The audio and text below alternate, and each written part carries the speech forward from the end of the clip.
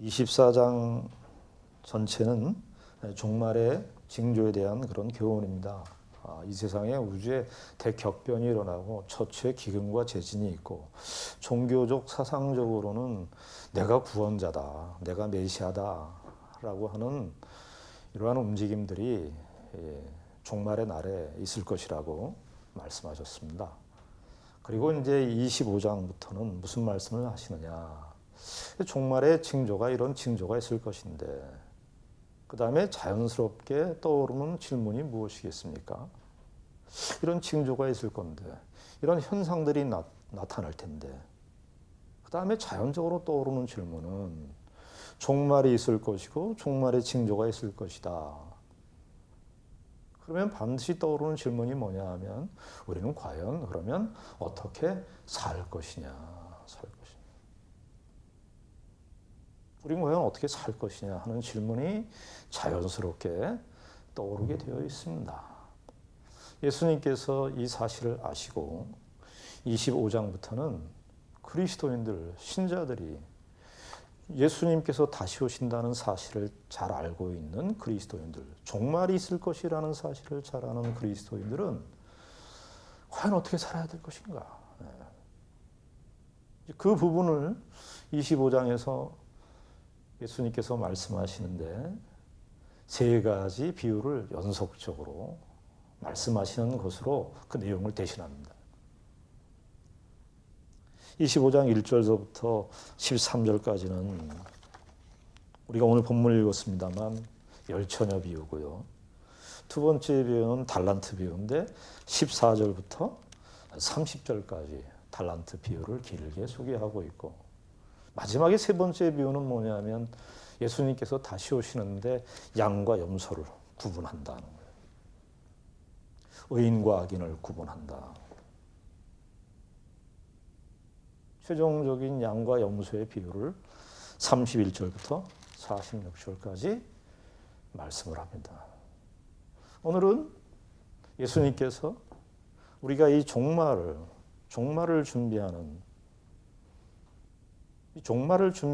신자들의 삶이 어떠해야 될 것인가 하는 것을 가르쳐주는 첫 번째 비유인 이 열처녀 비유를 함께 생각하면서 은혜를 나누고자 합니다.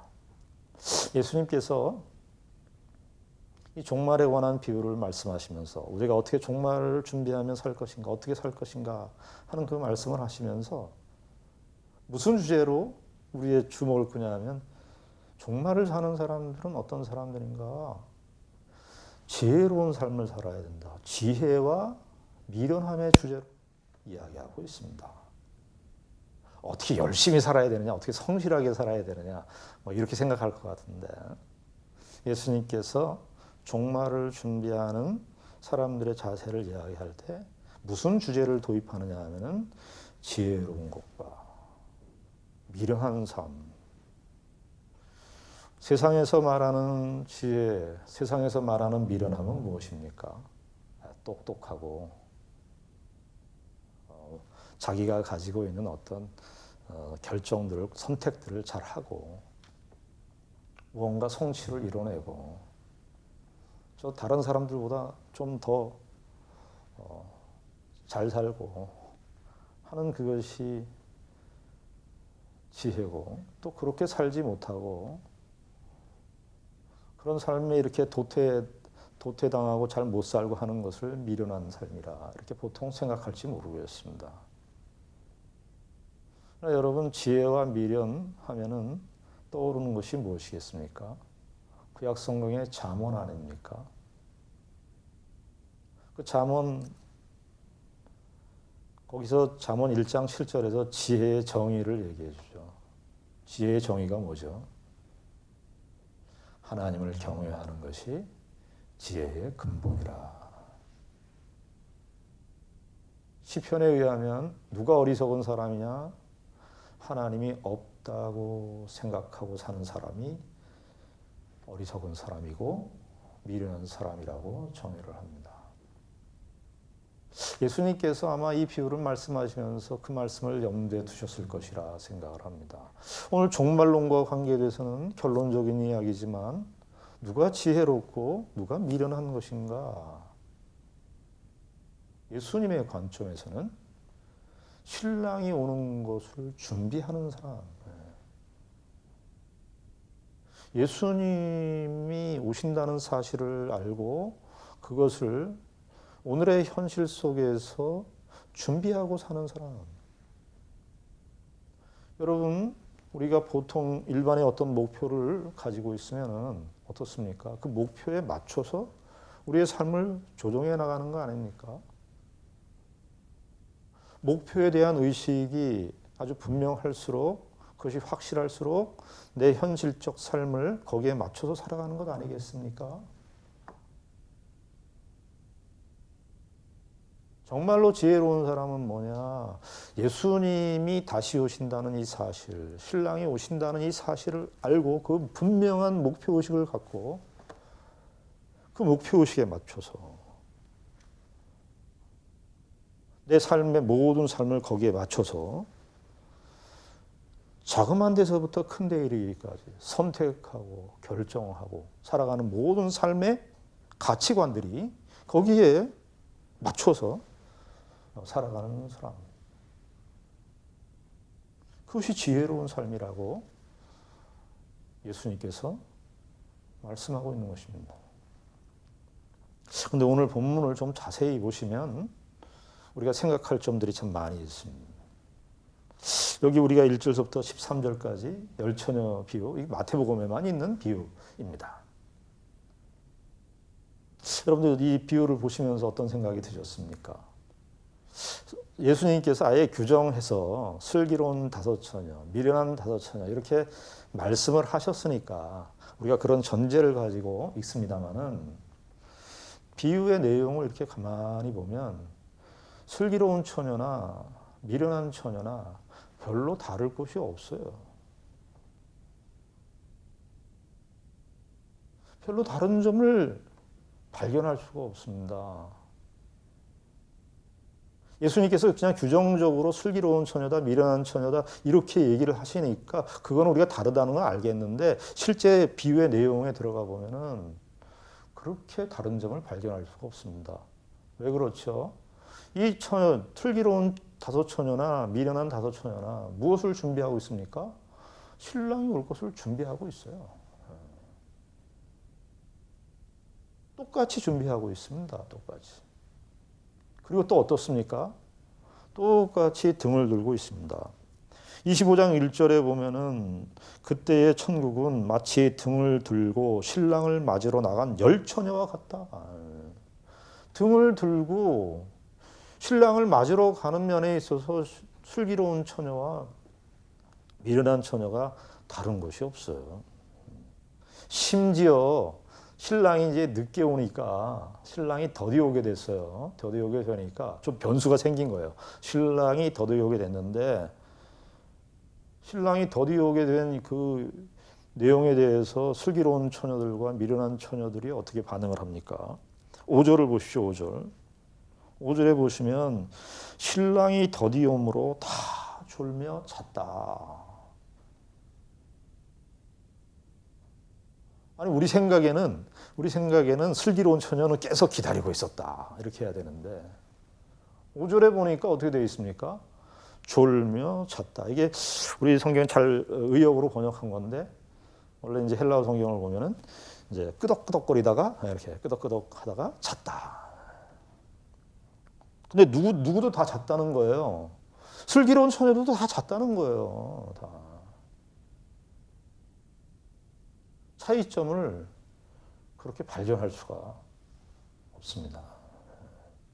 저는 예전에 젊었을 때 다니던 교회에 이 열처녀 비유를 들으면서 그 목사님이 그래서 그때 설교했던 기억이 납니다. 그런데 이 슬기로운 처녀들은 미련한 처녀들 다 잤지만 슬기로운 처녀들은 잠을 자는 중에서도 이렇게 속에서 이렇게 깨어있는 의식을 갖고 있었다. 근데 그렇게 저는 믿었어요. 근데 본문을 보면은 그런 내용이 있어요. 다 잤는데 슬기로운 처녀들은 좀 자는 중에 좀 남다르게 깰 준비가 되어 있었다. 뭐 그런 표현이 있습니까? 없습니다. 그래서 비유의 전반부의 내용을 우리가 보게 되면은 별다른 차이를 발견할 수 없습니다. 신랑을 기다리는 것도 똑같고, 신랑을 기다리기 위해서 등을 준비한 것도 똑같고, 신랑이 더디 오니까 변수가 생겼는데 그 신랑이 더디 오니까 다 졸며 자는 것도 똑같아요. 다 똑같은데, 다 동일한데 다른 특징을 발견할 수 없는데 언제 슬기로운 처녀와 미련한 처녀의 차이점이 언제 드러나냐 하면 신랑이 왔을 때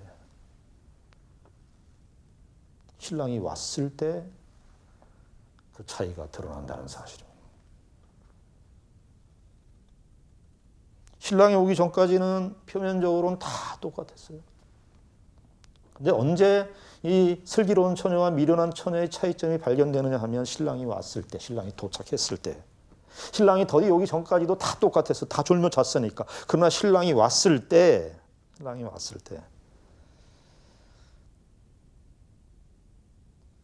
달라진 거예요. 신랑이 왔을 때 슬기로운 처녀와 미련한 처녀의 다른 점이 드러나게 된 것입니다. 그것을 우리가 어디에서 확인할 수 있습니까? 6절을 한번 보시죠. 6절부터 보시면은 밤중에 소리가 나되 보라 신랑이로다 맞으러 나오라. 이게 그 당시에 이 열 처녀들은요 신부가 아닙니다. 그때 유대 풍습인데요. 신부의 들러리들이에요. 신부의 들러리들. 이게 신랑 집인지 신부의 집인지 정확하지는 않습니다. 그러나 무슨 풍습이 있었냐면 신부의 들러리들이 신랑이 오게 되면 신랑을 맞이하러 가게 되는 거예요. 그래서 등을 들고 준비하고 있다가 신랑을 맞이하러 가야 돼요. 그래서 아마도 이 슬기로운 처녀나 미련한 처녀나 이 열 처녀들 다 신랑이 올 때를 대비해서 등을 준비하고 있었던 것으로, 등을 치고 준비하고 있었던 것으로 보입니다. 그런데 신랑이 더디 온다 하는 이런 변수가 생겼는데, 그리고 나서 신랑이 다시 좀 어느 정도 시간이 지났는지 우리가 정확하게 알 수 없지만은 이 등불이라 그러기도 하고 횃불이라 그러기도 하고 1세기 때의 그런 정황이기 때문에, 문화적 풍습이기 때문에 무엇이 어떻다 이렇게 정확하게 우리가 판정을 내릴 수 없습니다만은 이 학자들의 견해에 의하면 이 등불이 됐든지 횃불이 됐든지 이게 15분을 못 버틴다는 겁니다. 근데 아마 15분 정도 시간을 지나고 20분이 지났는지 30분이 지났는지 신랑이 도착하게 되니까 무엇이 드러났냐 하면 불이 꺼져가고 있는 하늘. 미련한 처녀들의 불이, 그 등불이 꺼져가고 있는 거예요. 여기 8절에 보면은 미련한 자들이 슬기 있는 자들에게 이르되 우리 등불이 꺼져가니 너희 기름을 좀 나눠달라.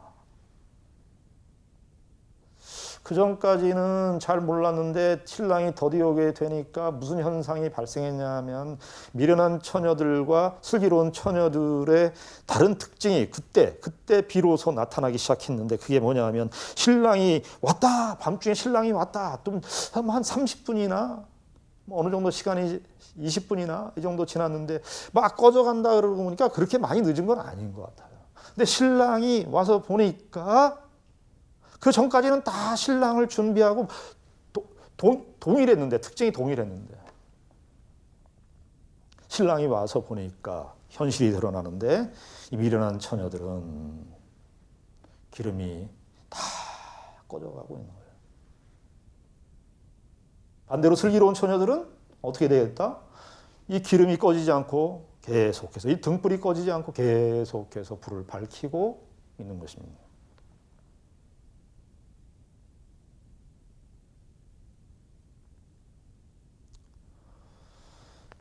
이 슬기로운 처녀와 미련한 처녀의 차이점은 결국은 신랑이 옴으로써 드러나는데, 신랑이 옴으로써 이 슬기로운 처녀와 미련한 처녀의 차이가 뭐냐면 등불이 있었다 없었다. 등불 똑같이 있었어요. 등불이 있었다 없었다가 아니라 등불을 계속 태우는 기름이, 그 기름을 준비하지 않았다라고 하는 것입니다. 예수님께서 비유를 말씀하시면서 여기 3절에 보면은 이렇게 말씀하시죠. 미련한 자들은 등을 가지되 기름을 가지지 아니하고, 4절에 슬기 있는 자들은 그릇에 기름을 담아 등과 함께 가져갔더니. 슬기로운 예수님의 평가지요. 예수님의 평가지 슬기로운 처녀들과 미련한 처녀들은 등을 가지고 가는 겁니다. 슬기로운 처녀들은 어떻게 했다는 겁니까? 기름을, 이 두 가지가 있었던 것 같아요. 그러니까 이게 슬기로운 처녀들하고 미련한 처녀들이, 슬기로운 처녀들이 따로 자신들만의 등을 이렇게 그 기름을 갖고 그릇을, 기름을 담을 그릇이 있었던 건지, 만약에 등불이라 그러면 등불 밑에 이렇게 기름을 넣을 그릇이 이렇게 같이 딸려 있는 것인지도 모르겠어요. 정확하게 어떤 기구인지 알 수 없지만 그릇이 딸려 있는 건지 아니면 그릇을 따로 준비해서 기름하고 이렇게 따로 이렇게 들고 가는 건지 이렇게 정확하게 알 수 없습니다만은, 하여튼 슬기로운 처녀들은 이 기름을 넉넉하게 준비하고 있었다는 것입니다. 기름을 넉넉하게 준비하고 있었다는 그 사실은 무엇입니까? 신랑의 오심을 슬기로운 처녀들은 잘 준비하고 있었다라고 하는 것이고요. 미련한 처녀들은 그 기름을 준비하지 못하고 있었다라고 하는 사실을 이야기해 주는 것입니다. 아마도 그 기름을 계속 넣을 그 기름과 그릇까지도 슬기로운 처녀들과 미련한 처녀들이 신부의 집인지 신랑의 집인지 정확하게 알 수 없지만은 그 출발할 때부터 그것이 준비되었을 것으로 보입니다. 그러나 미련한 처녀들은 그 기름을, 그 불을 계속 태울 그 기름을 준비할 생각조차 하지 않았던 것이죠. 슬기로운 처녀들은 신랑이 언제 올지 확실히 알 수 없습니다만 그 당시 때 신랑이 더디어 오는 것은 일종의 문화적인 현상이었어요. 아마 신랑이 더디어 오는 것도 있을 거야. 그때 신랑이 더디어 오는 것도 있을 거니까 평상시에 슬기로운 처녀들은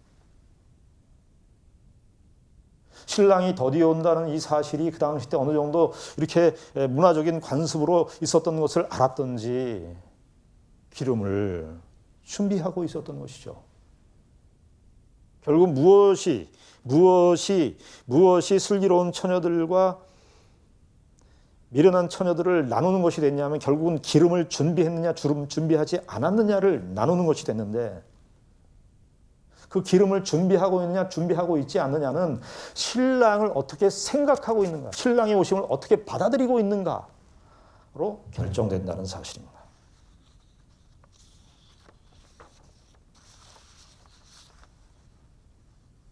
그런데 우리가 여기서 또 하나 좀 생각해 봐야 될 것이 뭐냐 하면은 8절부터 1절서부터 7절까지는 내용이 아주 짧아요. 이 비유의 배경을 설명하는 내용은 짧은데 오히려 8절서부터 미련한 자들과 이 슬기로운 처녀들, 미련한 처녀들과 슬기로운 처녀들의 그 대화가 아주 길게 기록되어 있어요. 참 이걸 보면은 우리의 생각하고 우리의 상식하고 좀 다른 부분이 나옵니다. 그게 뭐냐 하면은 8절부터 보시면 미련한 자들이 슬기 있는 자들에게 이르되 우리 등불이 꺼져가니 너희 기름을 좀 나눠달라 하거늘, 9절에 슬기 있는 자들이 대답하여 이르되 우리와 너희가 쓰기에 다 부족할까 하노니 차라리 파는 자들에게 가서 너희 쓸 것을 사라, 그렇게 말합니다. 예수님께서 우리가 마태복음 읽었지만 하나님 사랑하고 이웃 사랑하라 그랬잖아요. 이 슬기로운 처녀들이 좀 그 시점에 미련한 처녀들이 기름을 준비하지 못했으니까 기름을 좀 주지. 기름을 좀 나눠주지. 그러면은, 슬기로운 처녀들이, 이 미련한 처녀들이 급박할 때, 위급할 때 도와줘서, 기름을 도와줘갖고, 이 미련한 처녀들도 그 혼인잔치에 같이 다 들어가게 되었구나. 슬기로운 처녀들은 참 훌륭한 그 배려, 이웃사랑의 아이콘, 이렇게 이야기를 할 수 있을 것 같은데, 오히려 냉정하리만큼, 너희 쓸 것을 너희들이 가서 사라. 여러분, 무엇을 얘기하는 것일까요? 예수님께서 다시 오실 때에 사실은 우리의 신자들의 삶 모든 것을 예수님께서 총평가하실 텐데, 신자들이 예수를 믿고 하나님의 백성으로서 사는 그 삶을 결정적인 순간에 나눠줄 수 있습니까?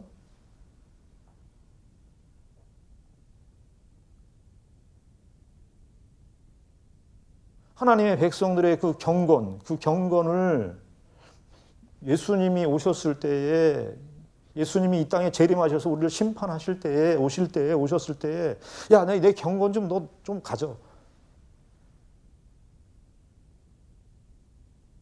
경건하게 예수 믿고 경건하게 살지 않은 사람들이, 경건 좀 꿔줘라. 나 그 경건한 생활 나 좀 꿔줘.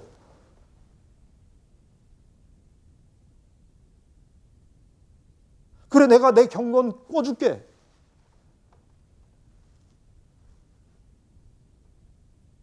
내가 하나님 앞에 예수를 믿고, 나 예수를 믿었지. 내가 참 하나님의 은혜로 예수를 믿게 됐어. 하나님의 은혜로 성령님의 역사와 능력으로 내가 예수를 믿게 되었습니다. 예수님께서 오셨습니다. 나 예수 믿은 거 내가 너한테 꿔줄게. 그 예수 믿은 거 나 좀 줘. 가능합니까?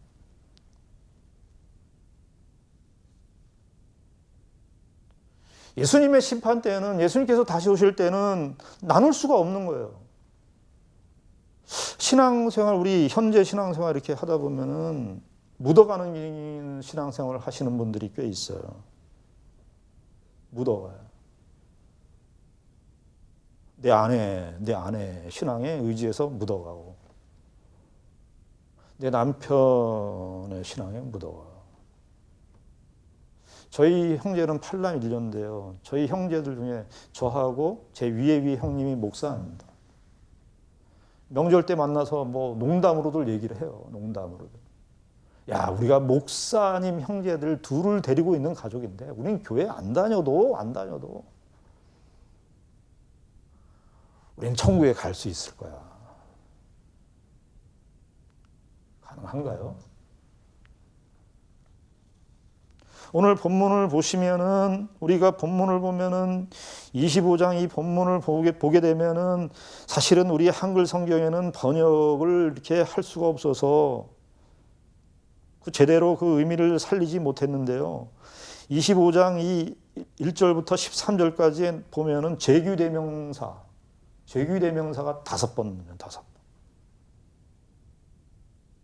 5번이나 등장합니다. 1절에 보시면 그때의 천국은 마치 등을 들고 이렇게 되어 있습니다만은, 여기 마치 등을 들고, 우리는 그냥 이 한글로 번역하기 이게 편하니까 등을 들고 이렇게 되어 있지만, 그녀들만의 등을 들고, 헤아우톤, 그녀들만의 등.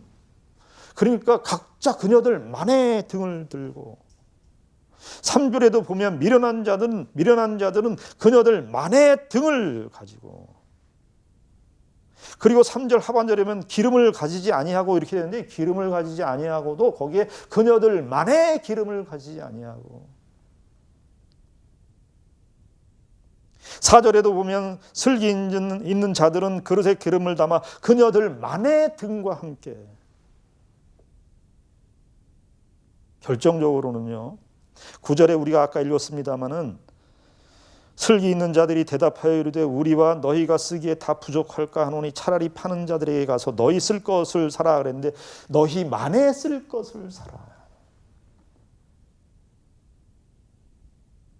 예수를 믿고 신앙생활하면서 우리가 한 교회로 공동체로 부름을 받습니다만은 공동체 신앙생활을 유지하는 것은 맞습니다만 우리의 예수 그리스도 앞에서 천국에 들어가고 하나님의 백성으로 최종적 평가를 받는 것은 우리 개인이 다 받는 거예요.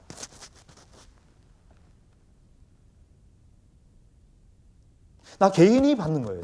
그녀들만의 등이 우리 다 그녀들만의 우리들만의 등을 다 갖고 있어요. 우리들만의 예수를 믿어야 되고 우리들만의 예수를 믿고 신앙생활을 해야 되는 것입니다. 내가 다 해야 되는 것입니다.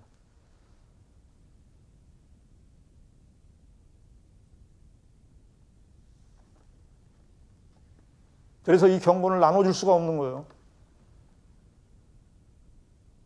신랑이 어떻게 합니까? 문을 닫아버립니다.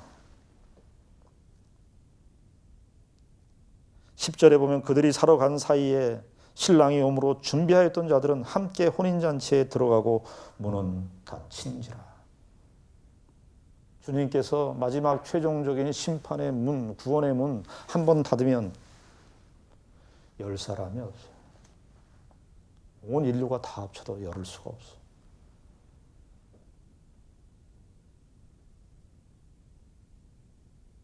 지금 여기서 이 신랑이 더디 온다는 말 여러분들 어떻게 생각하십니까? 신랑이 더디 온다는 것 때문에 미련한 처녀들이 기름을 준비 안 한 것이 정당화될 수 있다고 생각하십니까? 여러분 어떤 의미에서 저는 그 반대라고 생각합니다. 신랑이 더디 오는 것은 미련한 처녀들에게 그들의 매일매일의 삶의 기회와 매일매일 주어지는 인생의 시간들 속에서 기회를 주는 거예요. 기름을 준비할 기회를, 예수를 만날 기회를, 예수님과 함께 신앙생활할 기회를,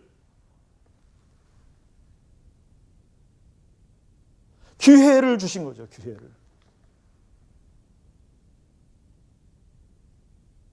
그때가 되면 문은 닫혀버립니다. 여보, 당신 따라서 내가 신앙생활 했는데.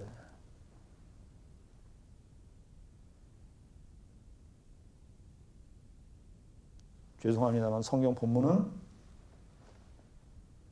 그때가 되면 아무런 관련이 없다는 거예요. 주여 주여 우리에게 열어주소서. 그 메아리가 예수님의 이 최종적 오심의 심판에 대한 큰 두려움을 우리에게 전달해 주는 것 같습니다.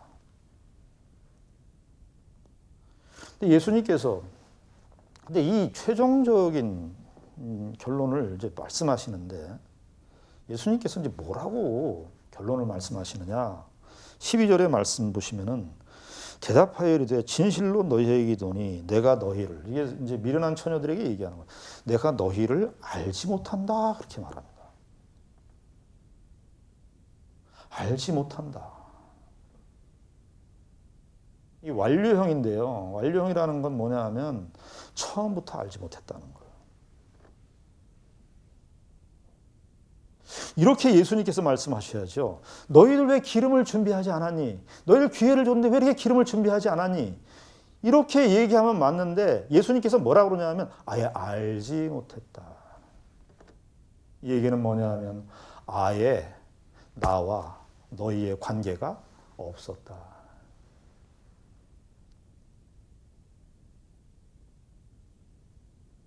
왜 기름을 준비하지 않았는가? 왜 기름을 준비를 못했는가? 신랑과 관계가 없다는 거죠. 우리가요, 예수를 믿고 신앙생활하면서 예수 믿고 신앙생활하면 열매들이 나타나게 돼 있어요. 증상들이 나타나게 돼 있어요. 여러 가지로. 그런데 이제 어떤 분들은 우리가 판단할 수가 없어요. 예수님이 판단하시는 거예요. 우리가 판단할 수가 없어요. 이 예수님이 누가 미련한 처녀인지 누가 슬기로운 처녀인지 성경에서 얘기하는지 예수님이 판단하시, 목사도 판단할 수가 없어요. 누가 미련한 처녀인지 슬기로운 처녀인지 누가 판단할 수 있겠어요. 주님만이 최종적인 심판권을 갖는데 우리 이렇게 얘기할 수 있어요. 예수 믿고 신앙생활 하면서 여러 가지 움직임들, 변화들이 다 생기게 돼 있어요. 그래서 어떤 분들은 예수를 믿고 열매를 맺는데 사과 열매를 만약에 예를 든다면 사과 열매를 맺는데 사과를 뭐 10개, 20개 풍성하게 이렇게 열매를 맺으시는 분들도 있어요. 뭐 단정할 수 없지만은 살면서 보면은 교회 생활, 신앙 생활 해보면 정말 이 열매가 풍성하신 분들이 있습니다. 또 그렇지 않고 이 열매가 그냥 사과가 그냥 이렇게 열린 건가 안 열린 건가 할 정도의 그냥 이 사과도 아닌 것이 한데 사과 냄새 나고 사과 향기 나니까 그런 사람들은 뭐죠? 그런 사람들은 구원 받은 사람들입니다. 우리가 각자 예수를 믿고 반응하는 그 모습이나 그 결과나 그런 열매들이 그건 다 다를 수가 있어요. 다 다를 수가 있어요. 열매를 맺긴 맺는데 어떤 사람은 그냥 그 열매 하나 맺기 바빠. 그런 분들 계세요. 그럴 수 있어요. 그러나 그분이 사과나무가 아니냐? 사과나무인 거예요. 그런데 세월이 지나고 시간이 지나고 태양의 햇빛을 받으면서 주변의 날씨의 모든 도움을 받으면서 농부가 철마다 다 거름을 주고 토지를 다 그렇게 해주고 하는데 1년이 지나서 2년이 지나서 3년이 지나서 4년이 지나서 5년이 지나서 10년이 지났는데 아무 증상이 없는 아무 생명의 기운이 전혀 나타나지 않는 거예요. 농부가 와서 다시 땅을 헤쳐보니 사과나무 씨가 아닌 거였죠. 예수님께서 그 말씀을 하시는 것입니다. 저와 여러분들이 지금 사는 우리 이 시대에 하나님께서 오늘도 우리가 주님 앞에 설 것을 요구합니다. 저와 여러분들이 각 개인의 삶의 현실 속에서 신자로서 사셔야 됩니다. 하나님의 백성으로서 우리들만의 기름을 각자 개인의 기름을 준비하셔야 됩니다. 이와는 다르게 마태복음 5장에서 예수님께서 뭐라고 그러셨죠? 우리를 향하여 너희는 세상의 빛이라. 들러리들이 기름을 통해서 예수님이 오실 길을 잘 밝히 드러내고 이 세상의 어두움을 물리치고 빛의 사명을 감당해서 신자로서의 삶을 통해서 그것을 드러내야 되는 존재로 우리가 살아야 되지 않겠습니까? 저와 여러분들의 삶 속에 이 슬기로운 처녀와 같은 참으로 지혜로운 선택과 삶의 반응과 우리의 삶의 모습들이 나타나기를 원하는 것입니다. 기도하겠습니다. 하나님 아버지 은혜를 감사합니다. 주님께서 저희들에게 찾아오시고 주의 자녀로 삼으셨습니다. 우리는 아직도 한심한 구석이 많고 아직도 부족한 모습이 많습니다. 아버지 하나님, 그러나 저희들에게 구원을 허락하시고 우리의 이 연약한 모습 속에서도 하나님의 아름다운 생명의 역사를 싹 튀어가시는 그 은혜를 느낄 때마다 감사합니다. 어제보다 오늘이 좀 더 낫고 오늘보다 내일이 좀 더 낫고 하나님 앞에 조금씩 자라가는, 그래서 열매를 맺는 지혜로운 삶을 살아가는 우리 모두가 되게 하여 주시옵소서. 예수님 이름으로 기도드리옵나이다. 아멘.